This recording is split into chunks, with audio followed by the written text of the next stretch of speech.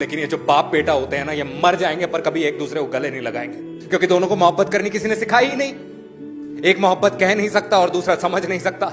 एक बेटा कभी नहीं समझ सकता कि उसका जो बाप है वो उसका हाथ छोड़ देगा पर उसका साथ कभी नहीं छोड़ेगा। यार, ये जो पापा का प्यार होता है ना, ये हमेशा आदतों में समझ आता है।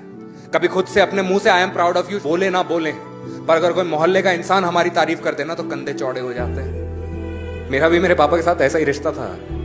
3 साल तक हमने कभी एक दूसरे से बात नहीं करी। फिर अचानक से पता चला कि दादी एक्सपायर हो गई, और जिस दिन दादी की डेथ हुई उस दिन पहली बारी पापा और मैं एक गाड़ी में बैठे। वो गाड़ी शमशान घाट पहुंची। शमशान घाट पे दरवाजा खुला, पापा गाड़ी से उतरे, शमशान घाट की दहलीज पे गए और दादी की राख के ढेर के सामने पता नहीं पापा को क्या हुआ, शायद उनके घुटने जवाब दे गए, क्या हुआ, वो जाके ऐसे बैठ गए। और उस दिन जब पापा को पहली बार अपने घुटनों पे देखा ना, तो कुछ समझ नहीं आया। बस ये समझ आया कि एक बाप क्या होता है। जिंदगी के तराजू में अपनी सांसें गिरवी रख के अपने बच्चों के लिए सांसें खरीदता है, ये होता है बाप।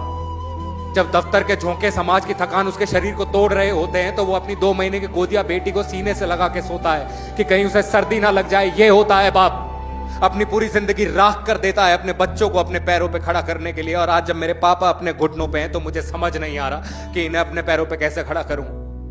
क्या इतना मुश्किल होता है किसी इंसान को अपने पैरों पे खड़ा करना? क्या इतना मुश्किल होता है एक पिता के प्यार को समझ पाना?